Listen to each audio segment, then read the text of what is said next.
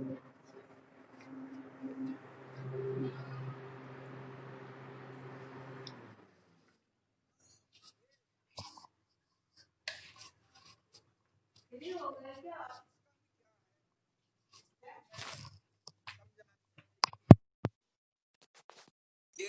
जटिल है।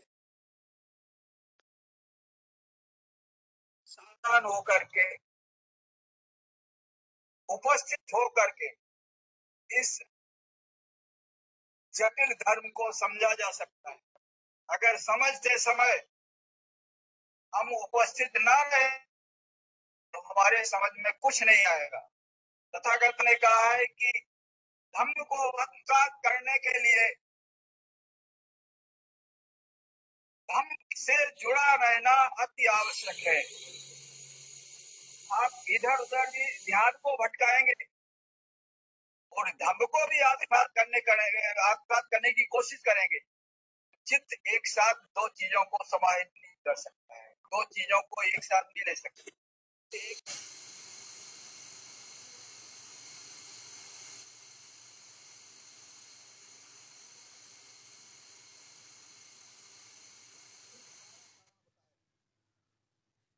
इन 12 चीजों से जन्म होता है।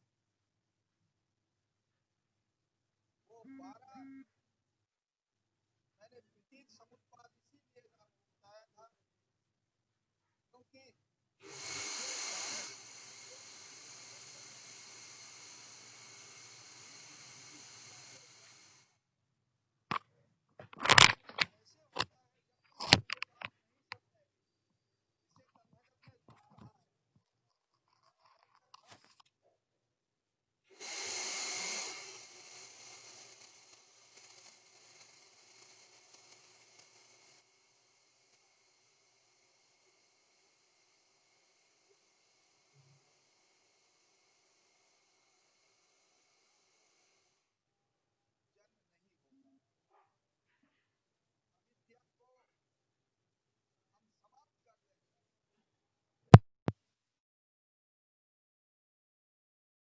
अविद्या का हेतु क्या है? प्रश्न उत्पन्न हो गया है। तथागत ने कहा है कि दुनिया की हर चीज प्रतीक समुत्पन्न है। एक मैं यहाँ आप लोगों को सावधान कर दूं।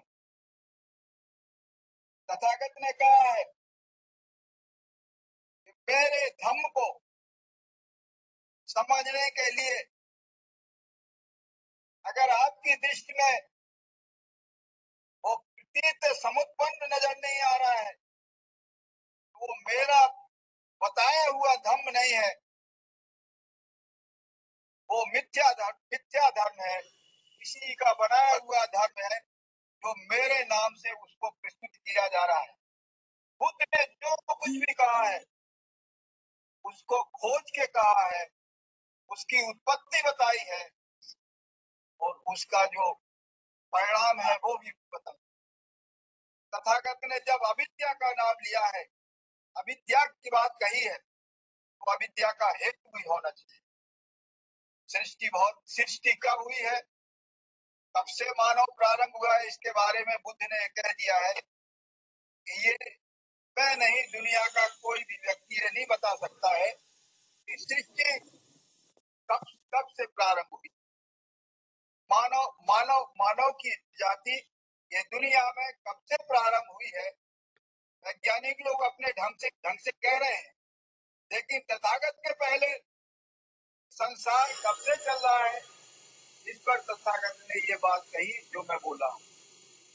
बंधुओं, तथागत ने जो धम्म खोजा है, एक बात हमें ध्यान में रखनी है। तथागत अन्य भगवानों की तरह काल्पनिक उड़ान नहीं भर रहे हैं। हर बात को सोच समझ करके, खोज करके ही आपके सामने उन्होंने प्रस्तुत किया है। तो मैं भी जो बात कह रहा हूँ वो जो त्रिपिटक संगत है, जो जिसको मैं स्वयं समझ सका, इसलिए मैं समझ रहा हूँ कि आप भी उसको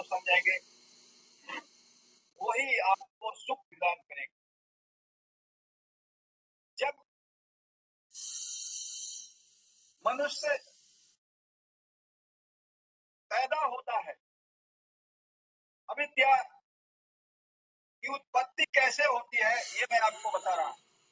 जब मनुष्य पैदा होता है, ये 12 जो उत्पत्ति के हेतु है वो मैं बता दूं आपको। इसके बाद एक एक का मैं विश्लेषण करूंगा। अविद्या, अविद्या से संस्कार,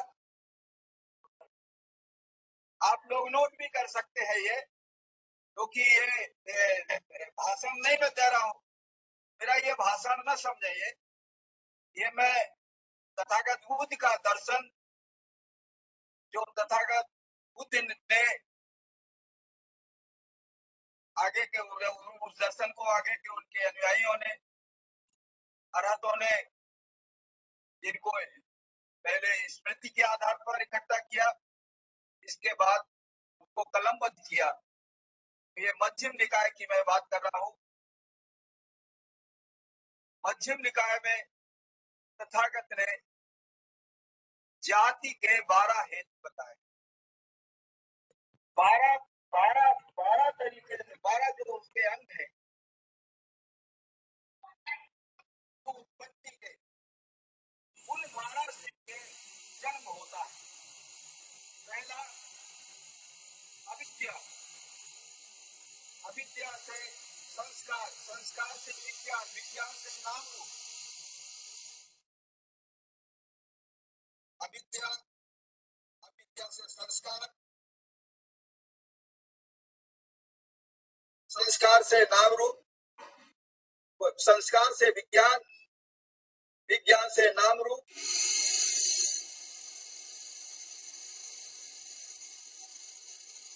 नाम रूप से सनातन, सनातन से स्पर्श,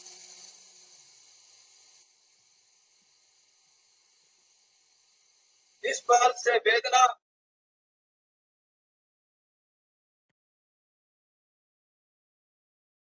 वेदना से संज्ञा और संज्ञा से संस्कार, संस्कार से विज्ञान। ये तो ये 5 स्कंद की बात। अब वेदना से आप यहाँ लौट आएंगे। वेदना से तृष्णा, वेदना से तृष्णा, तृष्णा से उपादान, उपादान से भाव और भाव से जन्म और जन्म से जरा मरण और मरने पर रोना पीटना, ये सब ये दुख है। ये दुख है। इस ये ऐसे उत्पत्ति इसकी होती है। अब आप कहेंगे ये कि अविद्या कैसे होती है, अविद्या क्या है? ये अविद्या से ही जन्म होता है। ये अविद्या क्या है? जब मनुष्य का जन्म होता है उस समय तथागत ने कहा है कि उसका भवांग चित्त होता है। ये बुद्ध के दर्शन के ये शब्द है। भवांग चित्त का मतलब होता है पवित्र चित्त, निर्मल चित्त। जब गर्भ में होता है व्यक्ति तो उसका भवांग चित्त होता है, ना उसमें राग कुछ नहीं होता है, बिल्कुल निर्मल चित्त होता है। और पैदा जब होता है तब भी निर्मल होता है। जब तक उसको दुनिया का ज्ञान नहीं होता है तब तक भी वो निर्मल होता है। जब उसको दुनिया का ज्ञान हो सकता है, तथागत ने कहा है उसके समक्ष 2 रास्ते होते हैं दुनिया में। एक वो संसार की ओर ले जाता है और एक कुमार की ओर ले जाता है। जिनको उस समय मार्ग मिल जाता है, जिनके गार्जियन अपने बच्चों को सन्मार्ग की ओर ले जाते हैं या परिस्थिति बस उनको सन्मार्ग मिल जाता है, फिर वो कुमार की ओर नहीं जाते हैं और वो दुख में नहीं फंसते। समझते हैं, चित्त उनका निर्मल रहता है, चित्त दूषित नहीं होता है। और जैसे ही वो कुमार बन जाते हैं तो दुनिया की जितनी गंदगी है, दुनिया के जितने भी बुरे कर्म है, बुरे संस्कार उनके चित्त में जाने लगते हैं। वो अविद्या के अधिकार में प्रवेश कर जाते हैं और वो उनके जो संस्कार है, जो बुरे संस्कार है, वो उनके चित्त को गंदा कर देते हैं, दूषित कर देते हैं। वही यही अविद्या कहलाती है। जब अच्छे संस्कार होते हैं, तथागत ने कहा है, जब ये अविद्या का विरोधी कौन सा शब्द है? विद्या। जब सद्मार्ग पर चलेगा मनुष्य, बच्चे को जब सद्मार्ग मिल जाएगा तो जो एक बच्चा या एक जो पुरुष होकर के एक व्यक्ति कुमार्ग पर चला गया, वो अविद्या की गिरफ्त में आ गया। अविद्या की गिरफ्त में आने से वो बुरे मार्ग पर चला गया। वो जो संस्कार उसके अंदर हुए, तो अविद्या से ही संस्कार पैदा होते हैं। अविद्या से संस्कार पैदा हुए, बुरे संस्कार पैदा होने से उसका विज्ञान उत्पन्न हुआ। ये मैं यहाँ पर इसलिए ये छोड़ रहा हूँ, आपको विस्तार से बताऊंगा। संस्कार और विज्ञान के बीच का जो संबंध है, ये जो विषय है इसके अंदर, वो इसमें गंभीरता छिपी हुई है। ये भी बहुत जटिल है, इसको हम बाद में बताएंगे आपको। ये समझना बहुत जरूरी होगा, क्योंकि विज्ञान से ही सदायतन होता है। अब विज्ञान क्या है,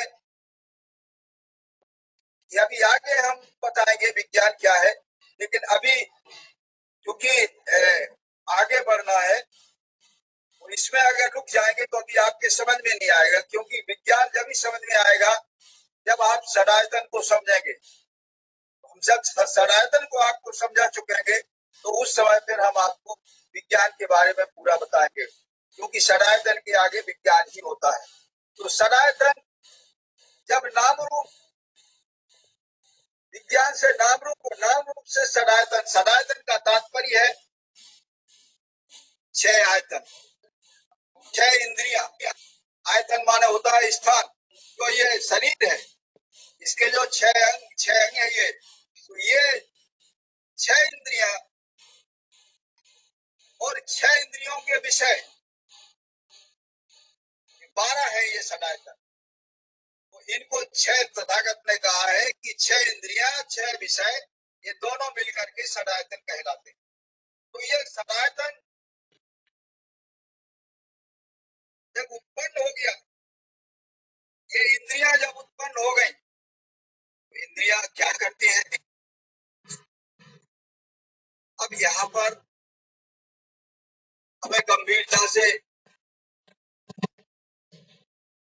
इस बात को पकड़ना होगा ये सदायतन क्या है। सदायतन 6 इंद्रिया, 6 इंद्रिया मतलब पहला है चक्षु,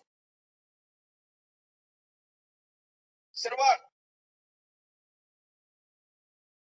जीवा, घ्राण, त्वचा और मन, ये 6 चीजें हैं। इन 6 के विषय क्या है? इन 6 के विषय है, चक्षु का विषय है रूप। दुनिया में जितने भी आकार हैं, आकार और रूप दोनों समानार्थी शब्द हैं। दुनिया के जितने आकार हैं वो सभी रूप कहलाते हैं। केवल ये मनुष्य का रूप ही रूप नहीं है। यहाँ लोग भ्रमित हो जाते हैं कि रूप तो ये शरीर का जो चेहरा है ये इसको कहा जाता है। नहीं, रूप का तात्पर्य है कि जितने भी वस्तुएं हैं, जो आकार है, किसी भी वस्तु के आकार को रूप कहा जाता है। कि उसका रूप कैसा है, उसका रंग कैसा है, ये कहा जाता है।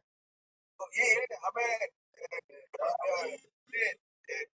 अपनी समझ से ये बात पकड़नी होगी कि रूप का मतलब है दुनिया के सभी आकार, और ये आकार ये है, ये आँख के है। आँख से रूप हो जाते हैं और कानों से शब्द सुने जाते हैं, कानों से शब्द सुने जाते हैं, जीभ से स्वाद चखा जाता है, इससे नासिका से ये गंध का एहसास होता है, और त्वचा से स्पर्श, ठंडा है, गर्म है, कैसा है, ये सब त्वचा से पता चलता है। और मन से इन पांचों के जितने भी काम है उनका आकलन मन करता है। मन के पास ये पांचों जो इंद्रियां हैं, इनके जो विषय है वो मन तक पहुंचते हैं, मन उनका निराकरण करता है। अब मैं आपको ये समझाऊं, ये अच्छा विषय है।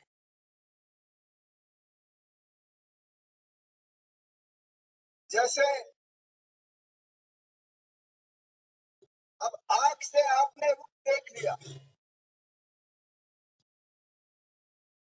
तथागत ने ये साफ कह दिया, साफ को ये स्पष्ट खोजा है, जिसको भी दुनिया का कोई चुनौती, कोई अध्येता और विद्वान नहीं दे सकता। 2500 वर्ष से ज्यादा हो गए हैं, तथागत ने जो धर्म खोजा, हमारे धर्म को कोई भी दुनिया का दार्शनिक या विद्वान अवैज्ञानिक नहीं कह सकता है, असत्य नहीं सिद्ध कर सकता है। अब वो चूंकि समझ में नहीं आता है या हम समझा नहीं पाते हैं, तब तथागत बुद्ध का धम्म उलझन में पड़ जाता है। धम्म का दोष नहीं है, दोष तथागत के अनुयायियों का है, वो उसको लोगों तक नहीं ले जा सके। आज भारत में धम्म 0.7% रह गया, जो लिखा पढ़ी में है। अगर अनुयायी समझाने लायक होते तो बुद्ध से लेकर के सम्राट अशोक के समय तक पूरी दुनिया में धम्म क्यों मान हो गया, आज क्यों नहीं लोग समझ रहे हैं? उसका कारण है कि हम लोगों तक पहुंचाने में अक्षम है। बहुत स्पष्ट बाबा साहब अम्बेडकर ने कहा था कि भगवान तथागत बुद्ध के धम्म को जब तक विद्वान लोग नहीं होंगे, जिन्होंने धम्म को आत्मसात किया है, त्रिपिटक को आत्मसात किया है, तब तक भगवान बुद्ध का धम्म भारत में, भारत के बाहर नहीं फैल सकते। विद्वान लोग थे, उन्होंने फैलाया, पहले उन्होंने आत्मसात किया, इसके बाद आत्मसात करके बाहर ले गए। आज ऐसे लोगों की कमी है। भगवान बुद्ध ने कहा है दुनिया में बहुत चीजें असंभव है, उनमें से एक काम ये संभव है। ऐसे लोग मिलना मुश्किल है दुनिया में, दुर्लभ होंगे तो मेरे धम्म को आत्मसात करके और उस धम्म का जो प्राण है उसकी रक्षा करके वो यथावत मानव तक पहुंचा दे। ऐसे लोग दुर्लभ होते हैं। तो बंधुओं, ये साधारण काम नहीं है। मैंने अपने नौजवान बच्चों को निवेदन करके कहा कि या तो आप लोग खुद इसको आत्मसात करो, अपनी नौकरी और अन्य कामों के साथ साथ इसको भी आत्मसात करो। ये बहुत पवित्र काम है। अगर लोगों को सुखी बनाना है, लोगों को दुख से मुक्त कराना है, तो आपको तथागत बुद्ध का ही एक मार्ग है, इसको आत्मसात करना पड़ेगा। बिना इस धर्म को आत्मसात किए आप मानव को सुखी बना दें, ये ऐसे ही सोच है जैसे कि आप कहें बालू की बिल्डिंग बना देंगे। ये मैं अपनी बात नहीं कह रहा हूँ, तथागत की बात कर रहा हूँ। ये बाबा साहब डॉक्टर अम्बेडकर ने जो कही है वो बात मैं कह रहा हूँ, उनकी कही हुई बात कह रहा हूँ। इसलिए आप लोग इसको बहुत गंभीरता से लें। मैं बोल रहा था ये जो 5 इंद्रियां हैं, इनको तथागत ने कहा है कि यही 5 इंद्रियां हैं जो लोगों को दुख में फंसाती हैं। और छठवीं मन भी है, इनको तथागत ने बंसी कहा है, जो मछली पकड़ने वाली बंसी होती है। तथागत ने कहा है कि यही ये 6 इंद्रियां हैं, 5 ये कर्म इंद्रिया और छठवां मन, ये 6 मिलकर के व्यक्ति को दुख में डुबो देती। दुखी व्यक्ति इनकी वजह से होता है, इसलिए तथागत ने जन्म को दुख कहा है। फिर मैं स्पष्ट कर दूं कि यही इंद्रियां है और दूसरा कोई कारण नहीं है, ये शरीर है। यही इंद्रियां है जो सारे अकुशल कर्म और कुशल कर्म करते। जो कुशल कर्म करने वाले लोग हैं, मैंने पहले बता दिया कि तथागत को उनकी चिंता नहीं थी, वो तो सद्मार्ग पर चल रहे हैं। जो कुमार्ग पर चल रहे हैं, जिनके बस में इंद्रियां नहीं है, तो बुरे कर्म कर रहे हैं, उनको सावधान करने के लिए तथागत ने अपने धर्म की खोज की कि आप मेरे धर्म को आत्मसात करो, ये मेरी गारंटी है कि आप दुख से मुक्ति पा जाओगे। ये 5 जो कर्मेंद्रियां और इनके 5 विषय हैं, ये बहुत खतरनाक है। तो सदमार्ग पर चल रहे हैं, उनकी बात आप, मैं नहीं कह रहा हूँ इधर इधर केवल जो कुमार्ग पर चल रहे हैं उनकी बात कह रहा हूँ, वो समझने की जरूरत है। आप रूप को देखते हैं, तथागत ने कहा कि आप चक्षु इंद्रिय से, अब इस वर्ष की बात आएगी इसलिए मुझे इनको विस्तार से समझाना पड़ रहा है। कोई जल्दी नहीं है, परीक्षा नहीं होनी है कि हमें परीक्षा देनी है।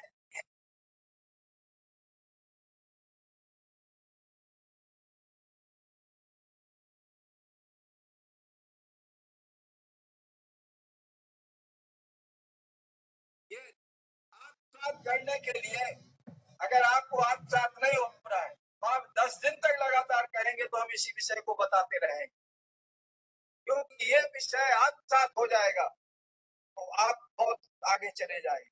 क्योंकि तथागत ने पहले बोल दिया, मैं अभी बोल चुका हूँ, फिर मैं आपको स्मरण दिला रहा हूँ कि जिसने 4 आर्य सत्य को समझ लिया, उसने मेरे पूरे धम्म को समझ लिया।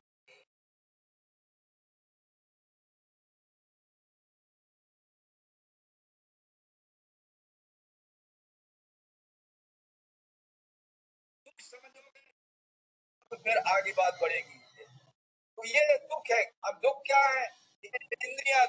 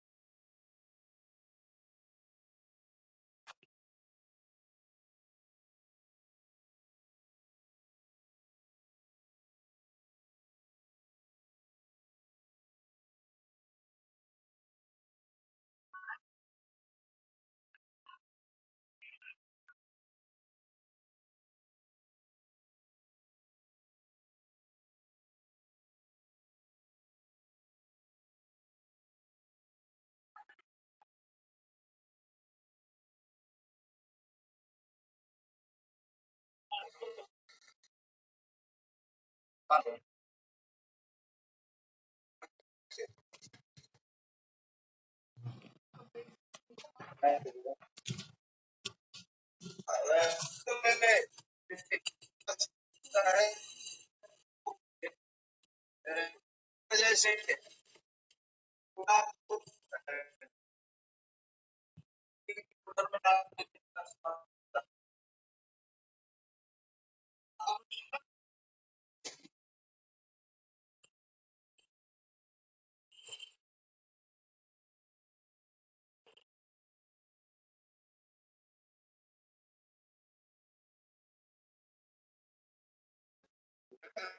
जानकारी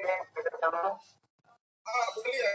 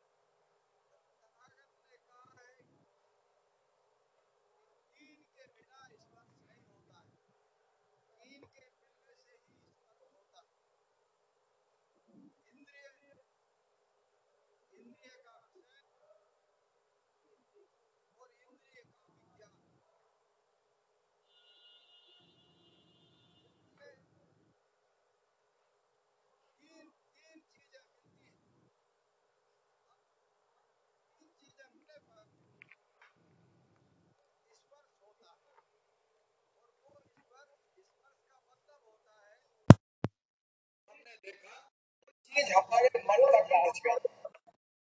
मन तक पहुंचने का काम जिस नेक्स्ट होता है उसको स्पर्श कहते हैं। स्पर्श कैसे होता है? मनुष्य ने अपनी आंख से विषय को देखा, रूप को देखा, और रूप को देखने से उसके जो विज्ञान पैदा हुआ, चक्षु विज्ञान, वो उसके जो चक्षु है, चक्षु में जो विज्ञान पैदा हुआ, विज्ञान की उत्पत्ति हुई। विज्ञान जब तीनों मिले, तीनों के मिलने से स्पर्श, और स्पर्श होने से सूचना मन तक पहुंची। मन तक सूचना पहुंचने का ये तरीका है। हम नहीं समझते हैं, हम जवान हो गए हैं, पढ़ लिख गए हैं,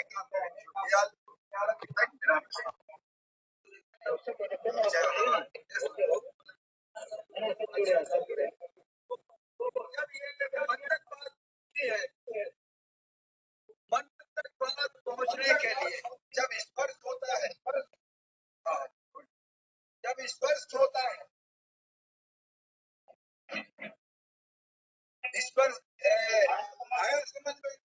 आगे बढ़ रहे हैं। इस पर समझना बहुत जरूरी है, क्योंकि 12 अंगों का एक वो है, अंग है। 12 अंगों में से एक अंग है। स्पर्श से ही हम आगे बढ़ेंगे। क्या है स्पर्श का तरीका? स्पर्श से ही हम कोई भी वस्तु देखते हैं। हमने दुनिया का कोई आकार देखा, वो आकार हमारे मन तक पहुंचता है। तथागत ने एक बात कही है कि चक्षु वही देखता है जिसे मन देखता है, और मन जब ही देख पाता है जब चक्षु देखता है। कितना गंभीर सिद्धांत है। मन जब ही देख पाता है जब उसके चक्षु होते हैं। अंधा आदमी नहीं देख पाएगा कुछ दुनिया का आकार, और न दुनिया का कोई भी विषय मन के अंदर पहुंच पाएगा। ये मोटा सा सिद्धांत है, आप लोग समझ गए हो। दुनिया का कोई भी आकार मन जब ही देख पाता है जब उसके नेत्र सही होते हैं, और मन और नेत्र भी वही देखते हैं। ये मैं बोल रहा हूँ, नेत्र भी वही देखते हैं जैसा मन चाहता है। अब उदाहरण हम दे आपको कि एक बेटी है, और बेटी को जो स्मार्ट पर चल रहा है, जिसका मन निर्मल है, वो उस बेटी को अपनी बेटी के रूप में देखेगा। इसीलिए कहा जाता है कि बच्चों के संस्कार तैयार करो, बच्चों को संस्कारवान बनाओ। लोग समझते हैं ये धर्म की बात है। धर्म की बात नहीं है। लोग ये सुसाइड कर रहे हैं, मर रहे हैं, ये उनको रोकने की बात है। बुद्ध का धर्म कोई साधारण धर्म नहीं है। बुद्ध का ये धर्म है, पूरा विज्ञान है, और इस विज्ञान को आज तक 2500 वर्ष में किसी ने चुनौती नहीं दे पाई। चक्षु वही देखता है जैसा मन चाहता है। अब आप समझ गए होंगे। जिसका मन दूषित होता है वो बेटी को बुरी निगाह से देखता है, और जिसका मन निर्मल होता है वो मन उसी बेटी को अच्छी निगाह से देखता है। ये है। इसलिए तथागत ने कहा है जो सदमार्ग पर चल रहे हैं वो मुसीबत में नहीं फंसेंगे। मुसीबत में वो फंसेंगे, दुख वो उठाएंगे जिनका मन दूषित है। मन से ही ये सब होता है। बंधुओं, ये चीज अगर भारत में या दुनिया में सिखा दी जाए, ये कानूनों से नहीं बेटियां बच सकती हैं, कानून से नहीं अराजकता रुक सकती है। ये बुद्ध के इस सिद्धांत से रुकेगा सब। इस सिद्धांत पर हम नहीं चलेंगे तो ये और जंगल बनता चले जाएगा। दुनिया बिल्कुल जानवर से भी बदतर हो जाएगी। ये अकाट सत्य है। इसलिए तथागत ने कहा है कि अगर हमें सुख की प्राप्ति करनी है तो हमें मन को निर्मल बनाना ही पड़ेगा, चित्त को निर्मल बनाना ही पड़ेगा। चित्त निर्मल कैसे होगा, ये आगे का विषय है। अभी विषय है कि स्पर्श से वेदना होती है। अब स्पर्श मन का हो गया। अब मन तक ये तीन चीजों से आपका स्पर्श हुआ, और स्पर्श जैसे ही हुआ आपको वेदना हुई। वेदना कैसी? वेदना 3 प्रकार की है। सुखद वेदना, दुखद वेदना, न सुखद न दुखद। ये 3 वेदनाएं होती हैं, और 3 वेदनाएं जब आपकी होंगी, जब आपका स्पर्श हो जाएगा, ये फिर आपकी तृष्णा को बढ़ा देगा। तृष्णा की उत्पत्ति वेदना से होती है और वेदना की उत्पत्ति स्पर्श से होती है। तो स्पर्श से आप समझ गए हैं कि अगर मन आपका निर्मल है तो आपको ना सुखद वेदना होगी ना दुखद होगी, कोई वेदना ही नहीं होगी, क्योंकि आपको बेटी नजर आ रही है। और अगर आपका चित्त दूषित है तो आप उस बेटी को बुरी नजर से देखेंगे तो आपकी बुरी वेदना उत्पन्न होगी। और अगर आपका चित्त विरोधी है, आपको अच्छा नहीं लग रहा है, तो आपको फिर आपकी दुखद वेदना होगी। वो मन तक संदेश पहुंचेगा और मन तक संदेश जब पहुंचेगा तो आपके फिर तृष्णा जागी। ये वेदना, ये इसका स्पर्श का परिणाम। स्पर्श से वेदना और वेदना से तृष्णा। तृष्णा क्या करती है? तृष्णा ये करती है, आपने देखा किसी की बिल्डिंग बन रही है, आप झोपड़ी में रह रहे हैं और आपके पास उतने साधन नहीं है और ये लग रहा है नहीं ये बिल्डिंग हमें भी बनानी चाहिए ऐसी। ये मन तक बात पहुंच गई और मन में संस्कार बन गया। वो आप महल बनाने के चक्कर में आप फंस गए। आपको किसी ने गालियां दी, आप उससे उलझ गए, मन तक वो बात पहुंच गई। एक का नहीं, केवल ये आंखों का खेल है। ये आपका ये पांचों इंद्रियों से मुसीबत खड़ी होती है। आपने किसी के शब्दों को बर्दाश्त नहीं किया और आप उससे उलझ गए। हम उससे उलझ जाएंगे फिर क्या होगा? उलझने से उसने रिवाल्वर उठाई, हमें मार दिया। हमें मारने से हमारे लोगों ने उसको मार दिया। कहने का तात्पर्य विकराल युद्ध होता चला जाएगा। तो तथागत क्या कहते हैं? जो ये तृष्णा में फंस जाते हैं, ये कौन काम कराता है? ये तृष्णा काम कराती है, क्रोध काम कराता है। तो इस वजह से ये सारा का सारा ये 5 तृष्णाएं होती है। रूप तृष्णा, ये 5 विषय है, इनकी 5 तृष्णाएं हैं। 5 इनकी संज्ञाएं हैं, 5 इनके संस्कार हैं और 5 इनके विज्ञान है हर एक के स्तर से। अब क्योंकि ये लिखने का विषय है, हम अभी यहाँ 2 महीने से यहाँ पर संस्थान में लोगों को पढ़ा रहे हैं 2 घंटे लगातार। तो उनको ब्लैक बोर्ड के माध्यम से पढ़ा, वो 2 महीने में बहुत कुछ सीख गए हैं और उनको आनंद आने लगा है। तो बंधुओं, ये विषय गंभीर विषय है और इसमें निराश नहीं होने की जरूरत है। ये काफी दिन तक जब आप इसी तरीके से इसका अध्ययन करोगे, इसका चिंतन करोगे, जब ये आपके आत्मसात हो जाएगा, आनंद लेने लगेगा। अभी एक बार में कोई भी नहीं समझ सकता। मैं भी 5 साल से लगातार प्रयास कर रहा हूँ, तब मैं इसको पूर्ण रूप से समझ पाया हूँ। तो आपको मैं बता रहा हूँ कि आप बिल्कुल निराश ना हो इसमें। मुझे अच्छी तरह से मालूम है कि कम लोग होंगे तो इसको आप साथ कर पाए होंगे। हम फिर इसको बताएंगे। ये अभी मैंने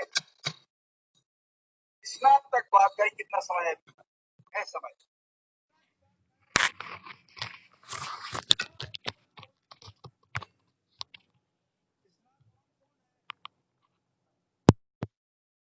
मैंने व्याख्या की उसकी। ये आपकी शब्द तृष्णा है। आपको शब्द बुरा लग गया, शब्द के पीछे आप चले गए, बर्दाश्त करो। आपको कोई गंध अच्छी लग रही है, वो तृष्णा है, गंध तृष्णा है। और आपको रस अच्छा लग रहा है, स्वाद अच्छा लग रहा है, कोई जीव का वो रस तृष्णा, वो रस तृष्णा कहलाती है। रस तृष्णा में ही तो ये लोग फंसे हुए हैं। जहां देखो वहां पर रस तृष्णा के उसमें पूरा शरीर बर्बाद है लोगों का। स्वादिष्ट भोजन चाहिए।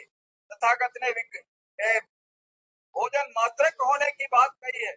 अगर सुख से आपको जीना है और आप अगर भोजन मात्र के नहीं हुए तो आप सुख से नहीं जी सकते हो। भोजन मात्र होने के लिए क्या है जो हमको बीमार बनाती है, वो केवल उसका ये रस तृष्णा का काम। और रस तृष्णा हुई, और रस तृष्णा ने कहा इससे उपादान होता है। तथागत ने कहा है कि दुख और कुछ नहीं है। यहाँ तक मैं आपको लाना चाह रहा था अभी, क्योंकि तथागत ने कहा है, जिन हमारे बंधुओं को ये मालूम है कि तथागत ने दुख है, जन्म दुख है, पांचों उपादान स्कंद ही दुख है। यहाँ तक आपको हम लाए हैं, पांचों उपादान स्कंद तक आप आ गए हैं। तृष्णा के बाद जो आपको आसक्ति हुई, जिस रस के प्रति आपको जिस विषय के प्रति आपको आसक्ति हुई, रस तृष्णा के तृष्णा ही आसक्ति बढ़ाती, तृष्णा ही उपादान, तृष्णा के बाद उपादान है। आपका पूरा शरीर उपादान माने होता है। जो ये स्याही सोखता जैसे होता है, वो सोख लेता है स्याही को। इसी तरह से ये शरीर जो कर लेता है पूरा का पूरा उसको दुख को आसक्त, उसकी तरफ आसक्त हो जाते हैं।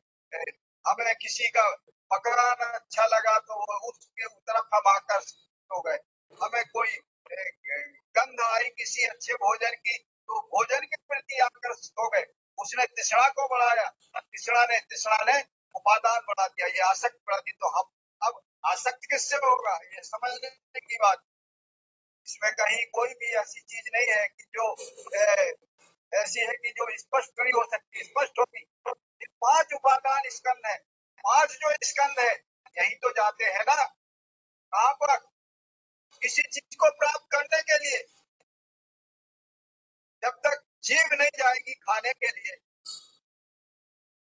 तो ये उपादान स्कंद क्या करते हैं, स्कंद क्यों जोड़ दिया है? तो पांच स्कंद है, पांच स्कंद जो शरीर के हैं, ये पांच स्कंद कौन से हैं? पांच स्कंद जो मैंने बताए हैं, पांच स्कंद है कौन कौन से? रूप, वेदना, संज्ञा, संस्कार और विज्ञान, ये पांच हैं। पांच स्कंद कहलाते हैं, रूप, वेदना, संज्ञा, संस्कार और विज्ञान। इन पांच स्कंदों से शरीर बना है। हम 3 दिन से लगातार ये पांच स्कंद आपको बता रहे हैं। पांच स्कंद क्या है? इन पांच स्कंदों से ही शरीर बना हुआ है पूरा का पूरा। इन पांच स्कंदों के अलावा शरीर में कुछ नहीं है। ये जो ये पूरा का पूरा हाथ है, ये दिखाई दे रहा है शरीर, ये क्या है? ये जितनी हड्डियां, मांस, पूरा शरीर जितना है, यह है रूप। ये रूप कहलाता है। रूप दिखाई देता है, रूप ठोस है, रूप का आकार है। और ये चार स्कंद है, वो दिखाई नहीं देते हैं, वो अदृश्य है। लेकिन उन चार के बिना रूप कुछ नहीं है। तथागत ने इन पांचों को 2 भागों में बांटा है। पहला है रूप और दूसरा है नाम। रूप और नाम, इसको तथागत ने कहा है नाम रूप। रूप में है ये चार, कौन कौन से चार? वेदना, संज्ञा, संस्कार, विज्ञान। और रूप में केवल ये शरीर है पूरा का पूरा। इसलिए ये सनातन है, ये पूरा नहीं शरीर है। तथागत ने कहा है ये दोषी है। ये पांच स्कंद है, ये दोषी है। और पांच स्कंदों को दोषी कौन बनाता है? इनको रागी कौन बनाता है? इनको रागी ये सनातन बनाता है और मन बनाता है।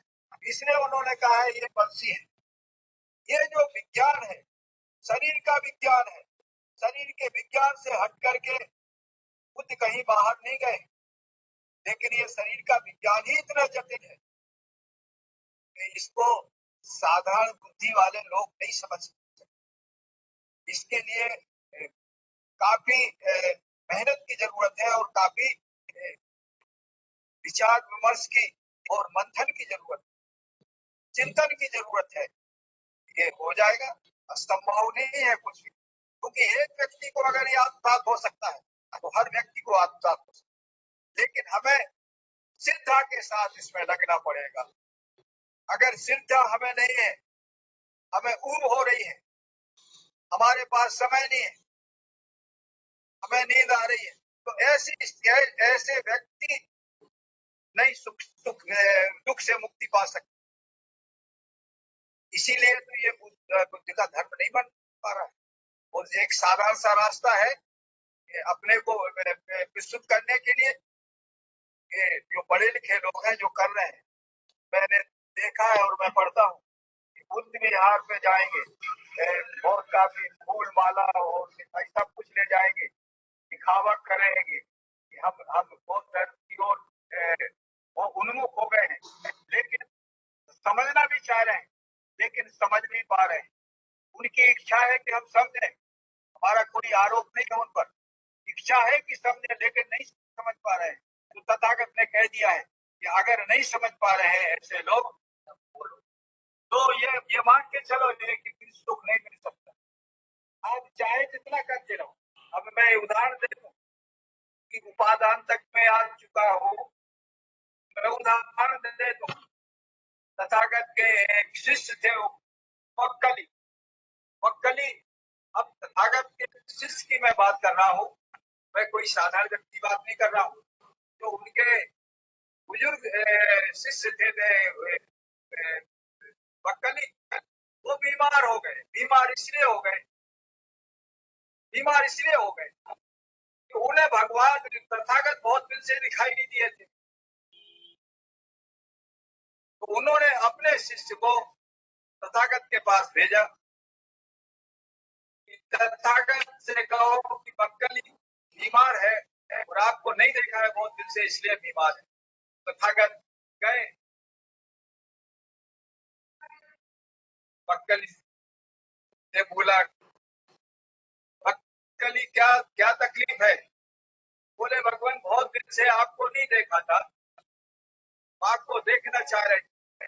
बंधुओं मैं इसलिए बोल रहा हूँ, ये भ्रम हमारा दूर हो जाना चाहिए कि हम तथागत के इस धम्म को समझे बिना अपना कल्याण कर सकते हैं और दूसरे का कल्याण कर सकते।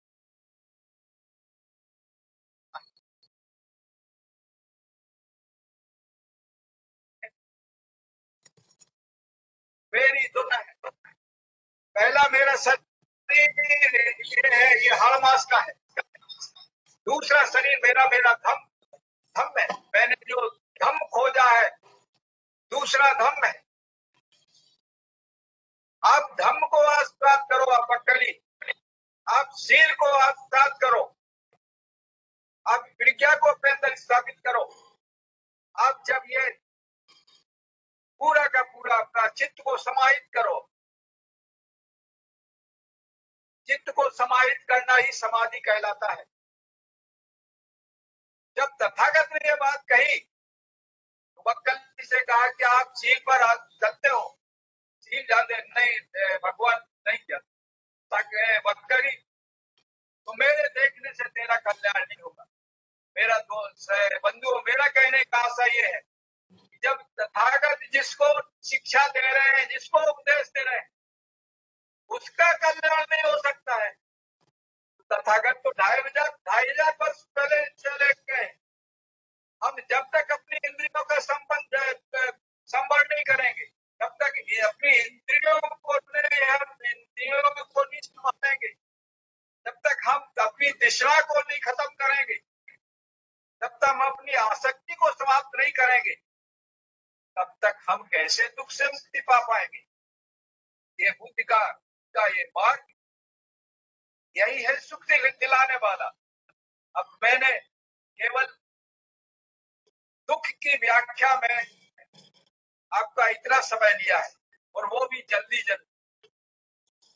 अभी इसको पूरा आत्मसात कराने में अगर ये सब ना होता, ये व्हाट्सएप वगैरह, ये सब मोबाइल वगैरह, तो देश टू देश हमारी आपकी चर्चा हो रही होती। और ऐसे ही अगर ये पूरे भारत में हम समाज को जागृत करने के लिए निकल पड़ते, बड़ी संख्या में लोग, जैसा बाबा साहब चाह रहे थे, मैंने इनको पढ़ने लिखने का अधिकार इसलिए दिया है कि ये पढ़ लिख करके ये सब अम्बेडकर की तरह पूरे से समाज में ये चले जाएंगे, उनको तैयार करेंगे, उनको इंसान बनाएंगे, उनके अविद्या के अधिकार को हटाएंगे। वो मुझे धोखा हुआ। अब वे बेचारे क्या करते, उन्हें फुर्सत ही नहीं मिली अपनी ऐश की जिंदगी जीने से। इतना समय नहीं रहा उनके पास कि वो धम्म को पढ़ते, सीखते, समझते, बाबा साहब का अध्ययन करते। ये मेरी बातों को आप लोग अनसुना ले, आप लोग तो बहुत धन्यवाद के पात्र हैं कि जिनमें इतनी श्रद्धा है कि वो चाह रहे हैं कि हम सीखें। हमारा उनको कहने का है कि जिनको फुर्सत नहीं है ये सब सीखने का। और मेरी बात से आप लोग सब बुद्धिजीवी लोग हैं, आप समझ भी गए होंगे कि क्या इतनी मेहनत के करने के अलावा कोई दूसरा विकल्प है। बाबा साहब ने बहुत सोच समझ के ये बात कही है कि पढ़े लिखे लोगों ने हमें धोखा दिया है, बहुत सोच समझ के कही है। हम बाबा साहब के बराबर बड़े समाज सुधारक नहीं हो सकते, हम तो अगले से आदमी हैं, वरना वो ऐसा कह सकते थे। बहुत मजबूरी में ही उन्होंने ये बात कही है, आरोप लगाया है पढ़े लिखे लोगों पर। इसलिए मेरा आप लोगों से अनुरोध है कि बहुत ही श्रद्धा के साथ, अभी कुछ नहीं बिगड़ा है, मैं तो 70 के ऊपर चला गया, इसके बाद भी मुझे एहसास नहीं होता है।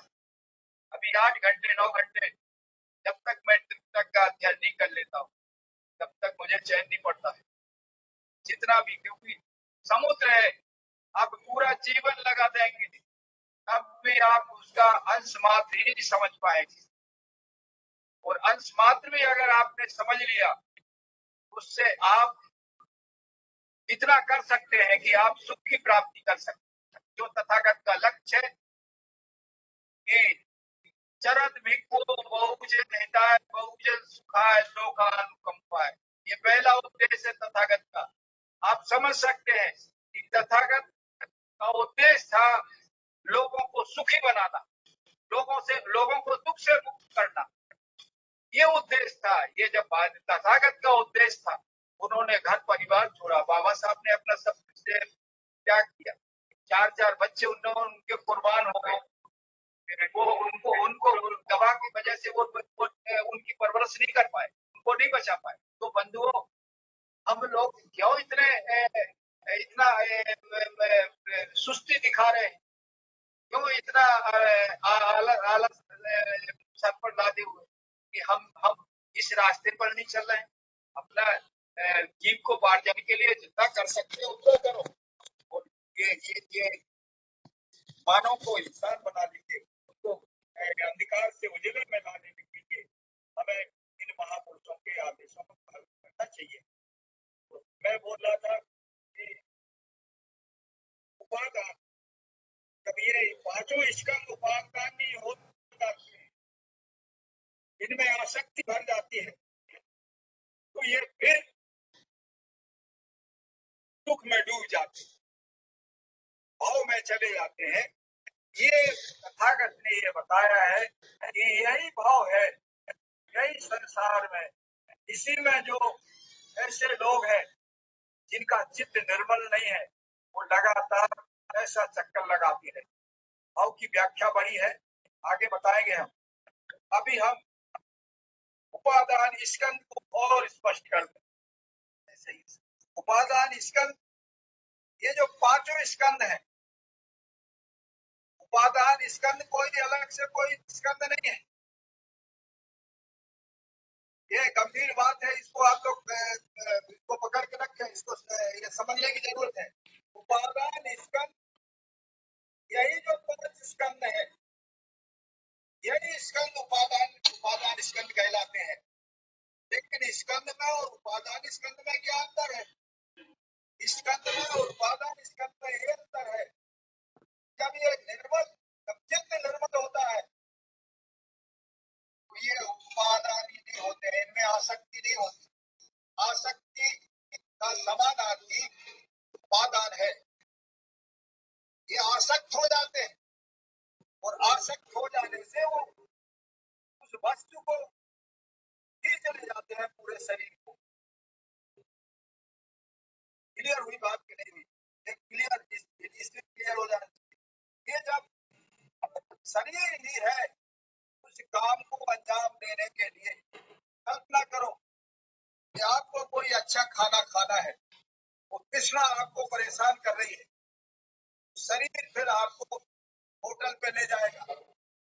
वो जो अब शरीर होटल पे कौन ले गया? शरीर चला गया। शरीर को ले जाने वाला कौन है? शरीर को ले जाने वाली वो आसक्ति है जो आपके उसमें उपादानों में समा गई है। वो आसक्ति है, वो आसक्ति आपको खींच के ले जा रही है आपके शरीर को। इसलिए ये 5 उपादान स्कंद ही दुख है। ये तथागत ने कहा है, दुख की परिभाषा यहाँ समाप्त। ये दुख क्या है? तथागत ने कहा ये 5 उपादान स्कंद है, ये हमें दुख में ढकेलते हैं, ये हमें ले जाते हैं खींच के। अगर ये उपादानी न हो तो सदमार्ग पर चलते हैं, जिनका चित्त निर्मल है वो कभी दुख में नहीं पड़ते।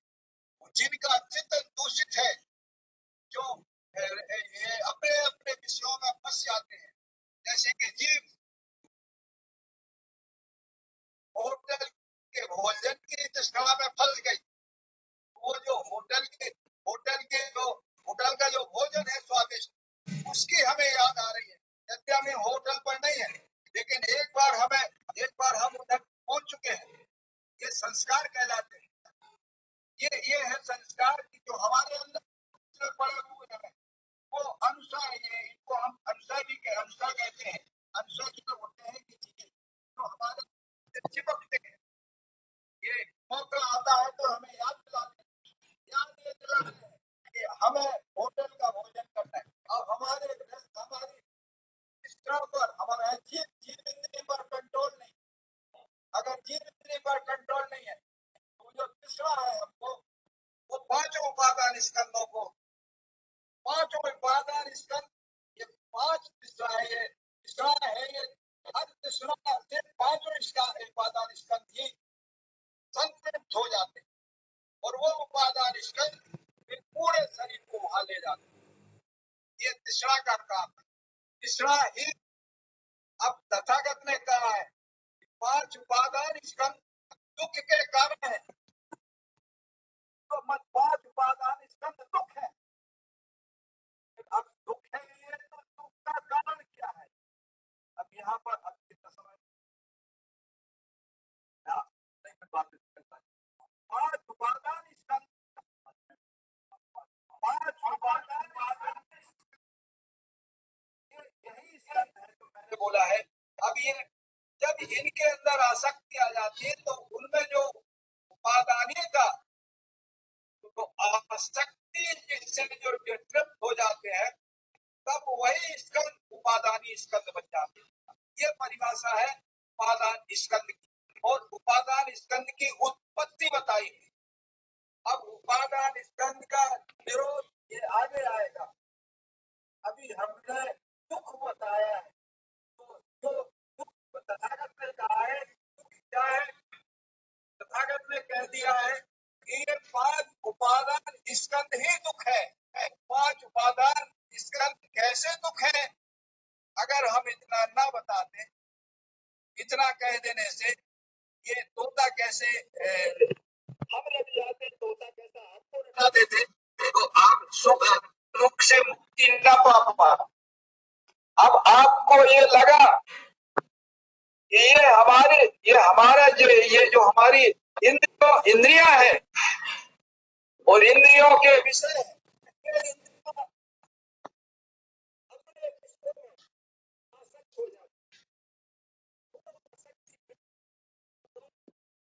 डाल। अब हम उदाहरण देते हैं और अपने अब समय हो रहा है, समाप्त करेंगे। तथागत ने अमुत्तर निकाय में लिखा है कि एक तालाब में दो मछलियां थी। मैं तथागत का उदाहरण दे रहा हूँ, जो तथागत अपने शिष्यों को जिस उदाहरण से ये समझाया करते थे कि आसक्ति क्या होती है, लालच क्या होता है। आसक्ति माने लालच, आसक्ति, लालच, इच्छा, ये सारे के सारे ये ऐसे कारक है, यही हमको सत्यानाश में ले जाते हैं। अब देखो लालच की बात कही तथागत ने, कि तथागत कहते हैं कि जो बड़ी मछली थी अनुभवी, उसने कहा छोटी मछली से कि उस तरफ ना जाना, उस तरफ मछुआरे हैं, वो बंसी डाले हुए हैं और तुझे फंसा लेंगे। वो छोटी मछली बोली नहीं जाएंगे हम। अब उसे लगा वो गई, उधर गई, कहाँ गई, जहाँ रोका था उस मछली ने, बड़ी मछली ने, अनुभवी मछली ने, कि उधर मत जाना, उधर गई। वो जाकर के उसने ध्यान, हाँ यही बंसी है, वो इतना भी जान गई। समझ रहे हैं आसक्ति कितनी खतरनाक होती है, लालच कितना खतरनाक होता है, वो भी समझ गई। लेकिन और नजदीक गई तो उससे लगा कि उसमें वो मांस लगाए हुए थे। वो बोली कि अब ये मांस लगा हुआ है, ये खाने के हमें बंसी से क्या लेने देना है। अब उस लालच में वो मांस में मुंह पाया, उसमें मांस फंस गई। अब मांस में फंस गई, वो बंसी का कांटा है, उसने फंसा लिया उसको। जब फंसा लिया उसको और वो वहीं से दौड़ी लौट करके, तो वो जो उसका धागा है वो पीछे उसके चला जा रहा है। अब बड़ी मछली ने पूछा क्यों, उधर तो नहीं गई थी। बोले नहीं, मैं नहीं गई थी। उसने कहा ये पीछे क्या चला रहा है। बोले ये पीछे धागा चला आ रहा है, ये हमें पता नहीं है। तो उसने कहा कि तू निश्चित फंस गई है, लालच में फंस गई है। ये तो इतनी देर में बात ही हो रही थी और उसने मछुआरे ने झटका दिया और जाकर के ऊपर चली गई। तथागत ने कहा है कि हमारा धर्म अकालिक है। अब देखो यहाँ अकालिक है, ये अकालिक का मतलब कोई समय नहीं लगता है और आपको मुसीबत से वो निकाल देगा। अगर हमारा ये धर्म आप आत्मसात कर ले, आप मान जाए हमारी बात को, कि लालच में नहीं फंसना है। अब वो लालच में फंस गई और जिंदगी खो बैठी। तथागत ये कहते हैं कि इसी तरीके से ये मनुष्य है, मनुष्य की ये 6 इंद्रियां हैं, इनके 6 विषय हैं, ये बंसी है। बंसी किस रूप में है समझे आप, जैसे कि आप रस को भोजन को लें, आप आपकी जीभ आपकी इंद्रिय है, और जीभ आपके भोजन के रस में, भोजन में आसक्त है। और भोजन, अब वहां पर लालच क्या है, जो आपकी जीभ को जो रस लग गया है उसका, भोजन के स्वाद का,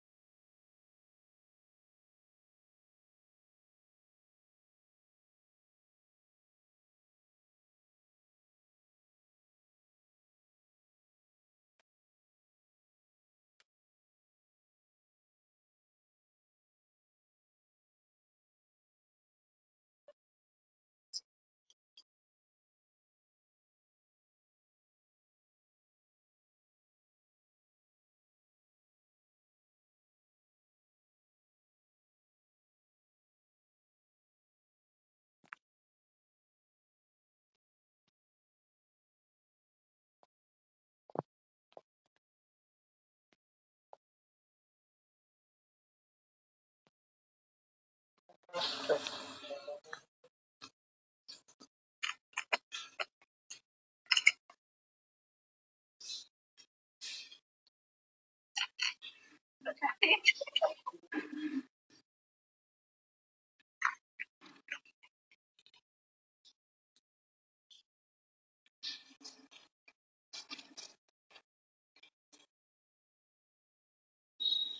धम बंधुओं को जय भीम।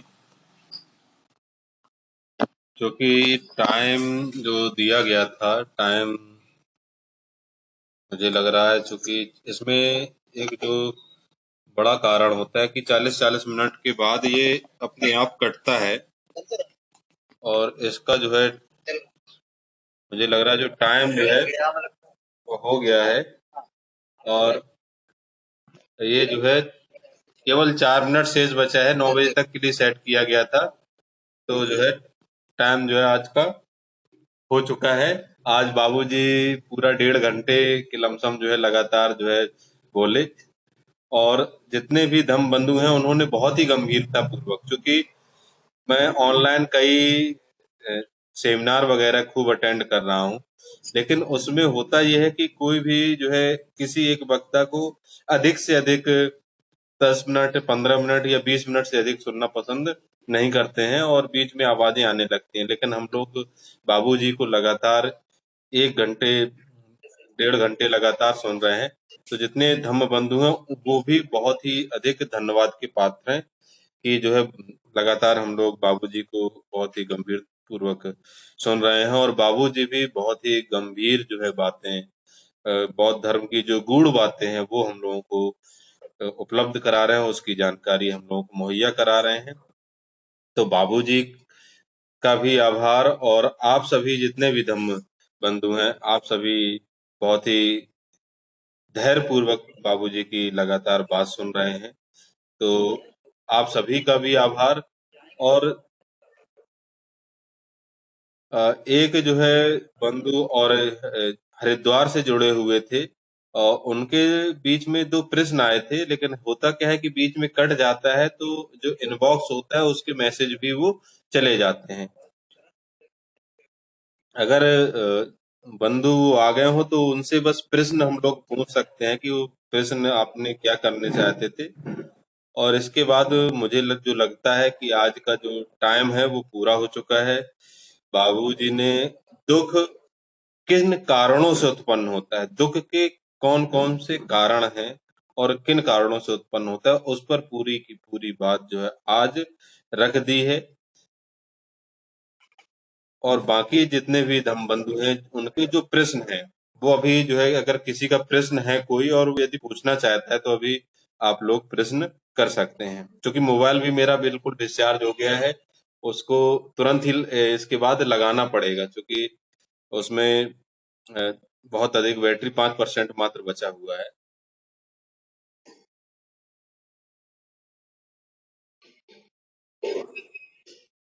यदि किसी को प्रश्न करना है तो अपना माइक अनम्यूट करके जो है अपना प्रश्न आप लोग कर सकते हैं।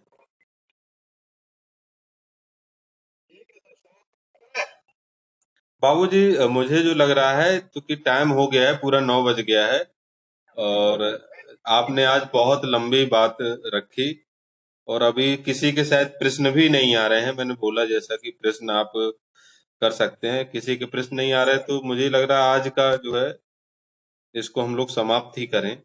फिर इसके बाद कल उसी टाइम पर जो है हम लोग मतलब अब ये है कि टाइम हम लोगों ने 1 घंटे की जगह 1.5 घंटे कर दिया है। तो साढ़े साढ़े 7 से 9 बजे तक का जो है उसी तरीके से जो है कार्यक्रम रहेगा।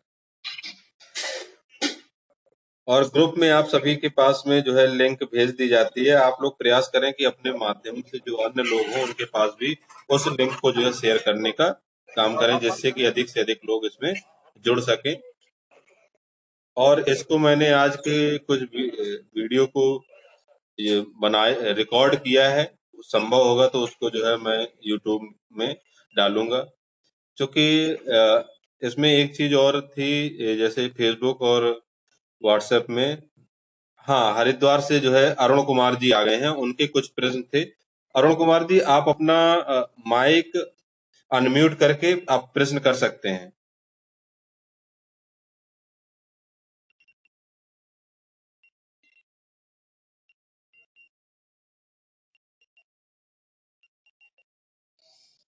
ठीक है।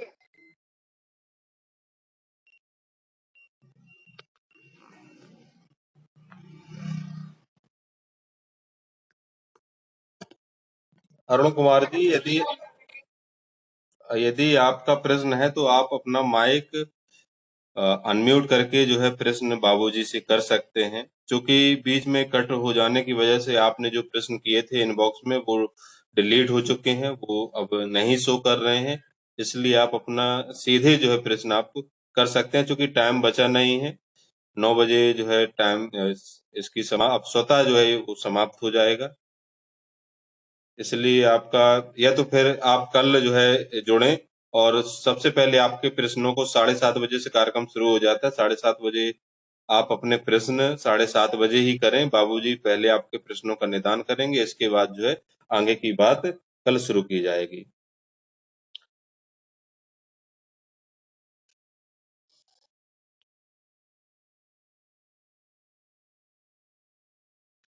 तो आज अरुण कुमार जी चूंकि नहीं आ रहे हैं, तो मुझे लग रहा है कि आज जो है हम लोग आज कार्यक्रम के समाप्त करने की जो हम लोग घोषणा करते हैं। सभी को, सभी जितने भी धम्म बंधु हैं, सभी का बहुत बहुत आभार। आप सभी लोग ये लगातार बाबूजी को प्रतिदिन सुन रहे हैं,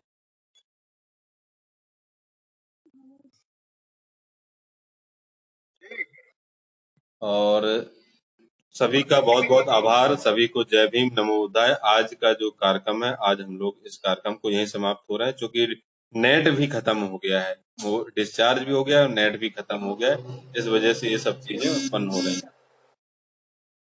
तो सभी को जय भीम, नमो बुद्धाय।